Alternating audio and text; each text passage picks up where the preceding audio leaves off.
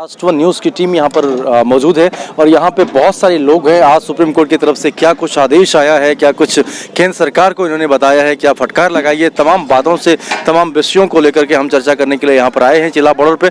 अब यहाँ पर हम देखते हैं कि भारतीय किसान यूनियन जो भानु के नाम से प्रसिद्ध है, इन सब में कितने लोग ऐसे हैं जो कि कुछ हमें बता पाएंगे।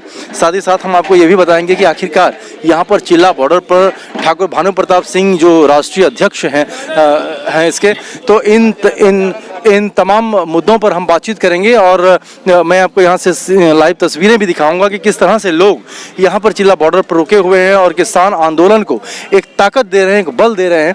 साथ ही साथ हम यहाँ पर कुछ लोगों से बातचीत करने की कोशिश करेंगे और इन्हीं की जुबानी मैं आपको सुनाऊंगा कि किस तरह की प्रतिक्रिया अभी आ रही है। जिस तरह से सुप्रीम कोर्ट ने अभी केंद्र सरकार को फटकार लगाई है और यह भी स्पष्ट तौर पर कह दिया है कि ये जो है उनके वो जल्द इन्हीं की जुबानी कि किस तरह से आज केंद्र सरकार के ऊपर जो फटकार लगाया सुप्रीम कोर्ट ने, उसके विषय में क्या कुछ कहना चाहेंगे आप? हम सबसे पहले तो माननीय सर्वोच्च न्यायालय को बहुत ही धन्यवाद देते हैं, बधाई देते हैं, जिन्होंने जो हमारे किसानों की पीड़ा को समझा। आप बात कर रहे हैं, ये तो कई बार हो चुका है। जो केंद्र सरकार जो बिल लेके आई है, इन्होंने कभी कोई सा बिल, कभी कोई सा बिल, लेकिन ये किसानों का बिल लेके आई है, इसमें ये फंस गए। इन्होंने किसानों के जो खिलाफ एक तरीके से बिल जो लेके आई है, इसमें ये फंस चुके हैं। अब मैं माननीय सर्वोच्च न्यायालय जो एक तरीके से केंद्र सरकार को फटकार लगाई है, ये वास्तव में ही सच्चाई है और ठीक है, होना भी चाहिए। हम माननीय सर्वोच्च न्यायालय से कहना चाहते हैं कि आप जो हमारे देश के जो किसान जो अन्नदाता हैं, सभी दिल की गहराई से आपका बहुत बहुत धन्यवाद। बात तो हम यहाँ खुशी में नहीं बैठे, हम दुख है हमें, हमारे जो अंदर आत्माएं हैं उनसे आप पूछ के देखें, बहुत दुख है हमें। इतने ठंड में हमारे लगभग 70 किसान भाई हमारे शहीद हो गए हैं। ये कोई खुशी की बात नहीं थी, ये बहुत दुख की बात है। केंद्र की सरकार की तानाशाही जो ये इन्होंने बिल जो पास किया है, जिस तरह से केंद्र सरकार पर सुप्रीम कोर्ट ने आज फटकार लगाई है, उस पर आप खुश हैं? देखो, खुश हैं हम, पहले भी फटकार लगाई है और आज भी फटकार लगाई है। हमें इससे कहीं ना कहीं एक तरीके से हमें संतुष्टि है कि हाँ, कि केंद्र की सरकार ने किसानों के खिलाफ बिल जो काला कानून जो लेके आए हैं, इन्होंने गलत किया। इसमें हमारे माननीय सर्वोच्च न्यायालय को बीच में आना पड़ा। तो एक तरीके से जो सरकार है केंद्र की, वो एक तरीके से कमजोर हो गई है और हम चाहते हैं कि केंद्र की सरकार अगर हमारे जो सरकार चलाने में ठीक है नहीं, तो हम चाहते हैं 15 तारीख को दूसरी तारीख उन्होंने दिया है कि 15 तारीख को आप आएं और हमसे बातचीत करें और इसी भी सुप्रीम कोर्ट का ये बयान आया है। 15 तारीख को हमारे जो कार्यकर्ता हैं वो जो निर्णय लेंगे उसी पे जो है हम सब सहमत रहते हैं। ठीक है, हमारे बड़े कार्यकर्ता हैं वो वहाँ पे जो जाते हैं, हाँ, तो उनके वो जो बोल देते हैं हम वही सहमत होते हैं। तो पहली बार सरकार जो है वो संशोधन के ऊपर ही अपना पूरा ध्यान उन्होंने केंद्रित किया है, लेकिन कानून को वापस लेने का उनका विचार नहीं है, कोई मंसूबे नहीं। सरकार की नीयत तो तारीख पे तारीख दे रही, नीयत खराब हो रही है। तो उसी पे आज सुप्रीम कोर्ट महोदय ने भी बहुत फटकार लगाई है, इसी माध्यम चिंता दायर की है कि किसान ठंड में और पाड़े में पड़ा है, सड़कों पे पड़ा है, तो इनको कहीं स्थायी जगह दी जाए। और फटकार लगाई है कि ये काले कानून जो थोप रहे हो आप, तो थोप रहे हो, जब किसान की मर्जी नहीं है और किसान को इस चीज़ से सहमत नहीं है, तो आप इस पर क्यों थोप रहे हो किसान को जबरदस्ती? तो इसकी भी एक फटकार लगाई है। हम सुप्रीम कोर्ट महोदय को बहुत बहुत स्वागत करते हैं और आगे भी जब भी सुप्रीम कोर्ट महोदय का निवेदन जो भी होगा, तो वो हमारे पक्ष में, किसान देवता के पक्ष में ही आएगा, ना कि सरकार के पक्ष में नहीं आएगा। ऐसा कह रहे हैं किसान देवता के पक्ष में जो है वो सुप्रीम कोर्ट सुनवाई करेगी और इस तरीके से देश के अंदर में एक नया संदेश जाएगा लोगों को कि सरकार मनमानी नहीं कर सकती। सरकार ये चोर है, हम तो ईमानदार सोच रहे थे। पहली बात तो जो कोर्ट ने फटकार लगाई है ना, क्यों लगाई है? क्योंकि ये सरकार निकम्मी है। और पहली जो चोर डकैत सरकार थी, हमने बेचारे मोदी जी को लाए, वोट डलवाई। अगर हमारा मजबूत प्रधानमंत्री है, 56 इंच छाती वाला मतलब किसान बैठ जाते। इतने ये मोदी जी कहते हैं ना कि ये बैठे हैं, वो बैठे हैं, धरने में वो बैठे हैं, मोदी जी खुद ही क्यों नहीं बात कर लेते आकर के? ये बताइए। अभी का सीधा सवाल ये है कि जिस तरह से सुप्रीम कोर्ट ने कदम बढ़ाते हुए अपने विश्वास को जाहिर किया है और आप लोगों के प्रति यानी किसानों के प्रति जो अपनी भावनाओं को व्यक्त किया है, इससे कितने प्रभावित हैं, कितने खुश हैं आप? ये बहुत अति खुश हैं एकदम, और उसको धन्यवाद बोलना चाहते हैं हम एकदम सुप्रीम कोर्ट को। लेकिन इतना जब तक थोड़ा सा और भी खुश हो जाएंगे कि अगर ऐसे ही फटकार मिलती रहे ना इस सरकार को। जरा आप बताइए कि किस तरह से आप यहाँ पे आंदोलन कर रही हैं और इसी बीच सुप्रीम कोर्ट का एक बहुत बड़ा निर्णय अभी तक सामने आया है, क्योंकि सरकार कई बार इस बात को बोल चुकी है अप्रत्यक्ष रूप से कि आप जो है सुप्रीम कोर्ट तक जा सकते हैं। मैं पहले तो आपको ये बताना चाहती हूँ कि इस सरकार में शासन प्रशासन, ये इस सरकार में जो भी CBI सब इन्हीं के अंडर में ही है, तो ये जितने भी न्यायालय भी इन्हीं के अंडर में ही है। ये जैसे स्टार्टिंग से 1 वार्ता 2 वार्ता करते करते इन्होंने 9 वार्ता तक पहुंचा दी है। हो सकता है कि वार्ता करते ही इन्होंने जो निर्वाचन सुप्रीम कोर्ट से अगर ये बात रखवा भी दी है, मुझे ये लगता है कि उन्होंने अपनी मर्जी से बोला, इसलिए प्रेशर करके इन्होंने वार्ता रखवा भी बोल भी दिया होगा।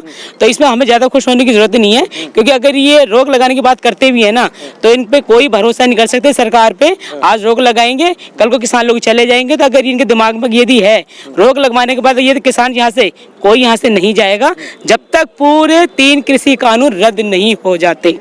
तो फिलहाल अभी खुश होने की बहुत बड़ी जल्दबाजी नहीं होनी चाहिए और हमें निर्णय का जो है वो इंतजार करना चाहिए। बिल्कुल, क्योंकि ये CBI ब्रांच, पुलिस प्रशासन जितना भी है ये इसी सरकार के ही है। तो ये सुप्रीम कोर्ट, हाई कोर्ट, ये सब इन्हीं के अंडर में तो आता है। आज ये अपनी बात को अगर रख के कहते भी हैं कि अगर हम ये कर भी देते हैं तो ये आज कर भी रहे हैं, कल दोबारा से। आप कह रहे हैं कि बिल को लाए हैं, गलत तरीके से लाए हैं इन्होंने और गलत बिल भी है, लेकिन फिर ये सरकार किस आधार पे ये कहती है कि किसानों का एक बड़ा समूह से हमने पूछ के उनसे राय मशविरा लिया, उसके बाद में हमने ये कानून बनाया? ये बिल्कुल झूठ है। ये समूह की जो आप बात कर रहे हैं, ऐसा समूह आपने देखा होगा। अभी कुछ दिन पहले एक BJP सरकार ने एक प्रोटेस्ट किया था, अभी आपको पता होगा, जानकारी होगी, लेकिन वो इनका प्रोटेस्ट जो है फेल हो गया। वो क्यों हो गया? अगर उसमें जो BJP के नेता है वो लगा के किसानों की टोपी और यहाँ सब जगह सबने देखा, लेकिन जनता है, ये किसान है, सब समझ चुके हैं, इसलिए उनका वो फेल हो गया। तो आखिर वो किस किसान की बात कर रहे हैं? और वो कह रहे हैं किसान नहीं है, वो BJP के लोग हैं, वो किसान नहीं है, वो BJP के लोग हैं। अब बताइए एक किसान मुझे बता दीजिएगा कोई भी।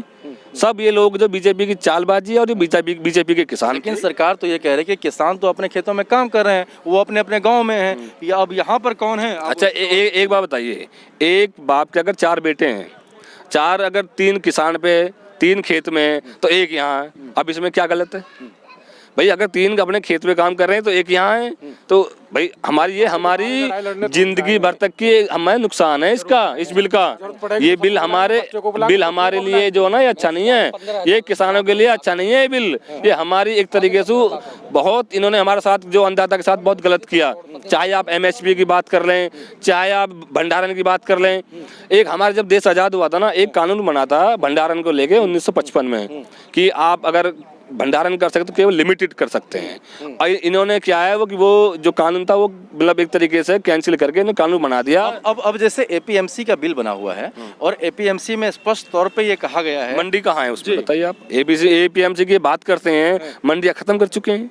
बताइए आप, मंडियाँ को इस सुधार की बजाय खत्म कर लिए और काला बाजारी इतनी बढ़ेगी। मैं आपको बता देता हूँ। उन्होंने तो कहा कि मंडी भी रहेगी और प्राइवेट भी रहेगा, कि जिसकी मर्जी जहाँ पर। कब कह रहे हैं वो? कब कह रहे हैं? जब ये चर्चा हो रही है, उन्होंने लगा कि हाँ तुमसे गलती हुई है, तब कर रहे हैं ना ये बातचीत। चाहे MSP की हो, चाहे आप ये मंडी वाली बात हो, चाहे कानून की उसकी बात हो। भाई अगर कोई मतलब एक तरीके से कोई प्राइवेट आदमी अगर किसान की जमीन को ठेके पे ले लेता है तो उसमें आप देख रहे होंगे, उसमें किसान के हाथ काट दिए, न्यायपालिका उसमें खत्म कर दी, SDM को पावर दे दी। ये सब इस बिल में तो थे, लेकिन कमी तो है बिल की। और ये बिल एक इस तरीके का प्रारूप लेकर के आ रही थी जिसमें कि SDM इसके सारे कार्यवाही को सुनवाई नहीं कर पाती। अच्छा एक बात बताइए मुझे, जब इस बिल से हमारे देश के अन्नदाताओं को, किसानों को दिक्कत है, इस बिल को नहीं चाहते, तो क्यों जबरदस्ती थोपा जा रहा है? तो आखिरकार ये किस आधार पे कह रहे हैं कि हम किसानों की आय को दुगुनी करेंगे इसी बिल से? ये दुगनी हो रही है। मैं आपको अभी बता देता हूँ, अब से 13 साल पहले हमारे जो धान की कीमत थी लगभग 4500-5000 थी। मैं ये श्योर कह रहा हूँ, आप चाहे जानकारी कर लेना। और अब आपने देखा होगा लगभग अगर 2200-2400 का रेट है, अगर मान लीजिए बाजरा है 2200-2400 का रेट है, और बाजरा कितना बिका अब 900-1000 रुपये, तो इससे हमारी आय दुगनी होगी।